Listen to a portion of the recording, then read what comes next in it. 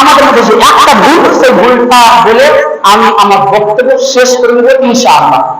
দেখবেন, ধরেন জমা শুরু হচ্ছে 12টা 45-এ, আপনি ওই সময় মসজিদে প্রবেশ করছেন 12টা 44 কিংবা 43-এ আপনি মসজিদে প্রবেশ করছেন। তখন আপনার 2 রাকাত সুন্নাত আদায় করা হবে না, কোনো সময় নেই। তখন আপনি কি করছেন? দাঁড়িয়ে থাকছেন। তখন আপনি দাঁড়িয়ে থাকছেন, এই যে দাঁড়ানোটা হচ্ছে অপছন্দ, না যায়।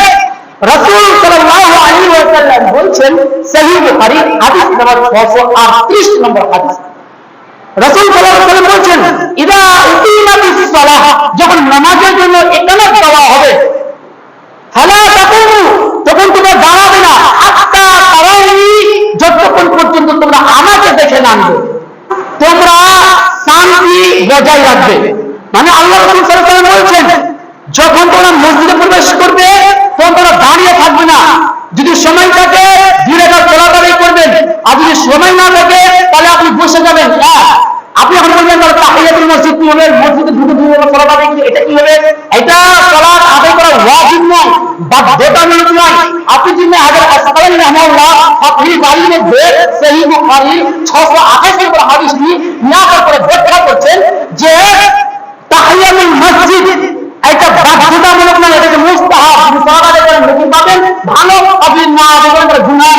অতএব একই সময় রয়েছে, আপনি দাঁড়িয়ে যাবেন না, আপনি বসেই থাকবেন যতক্ষণ পর্যন্ত ইমাম না আসবে। এবং আল্লাহ নবী বলছেন, ফালা তাকুমু, তোমরা দাঁড়িয়ে যাবে না, হাত্তা তারাউনি, যতক্ষণ পর্যন্ত তোমরা আমাকে না দেখে নেবে। মানে ইমাম সাহেবের উচিত হবে যে ইমাম সাহেব মসজিদে থাকে না, অন্য জায়গায় থাকবে, একটা হুজরায় থাকবে, যেটা আল্লাহ নবী সাল্লাল্লাহু আলাইহি ওয়াসাল্লাম একটা হুজরায় থাকতেন।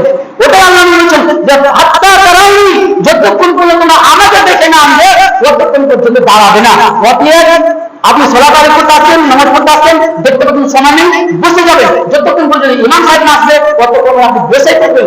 দরকার পড়লে আপনি 2 মিনিট অসুবিধা 2 মিনিট লেট হয়ে যায়, তবুও আপনাকে বসে থাকতে হবে। এটাই হচ্ছে রাসূল সাল্লাল্লাহু আলাইহি ওয়াসাল্লামের সুন্নাহ।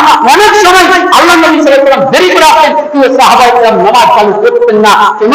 যে ইমাম সাহেবের কিছুক্ষণ অপেক্ষা করতে হবে। যদি এটা সম্ভব হয়ে যায় যে ইমাম সাহেব আসবে না, তাহলে আপনি উঠে সালাতের জন্য যাবে। এটাই হচ্ছে সুন্নাহ পদ্ধতি। ইনশাআল্লাহ এই বিষয়টা পরবর্তী জুমাতে কখন দাঁড়াবেন, নামাজের জন্য কখন দাঁড়াবেন, পরবর্তী জুমাতে এটা ইনশাআল্লাহ বিস্তারিত আলোচনা করব। আজ আমরা এখানেই বক্তব্যটা কি করছি। ওয়া আখিরু দাওয়ানা আলহামদুলিল্লাহি রাব্বিল আলামিন।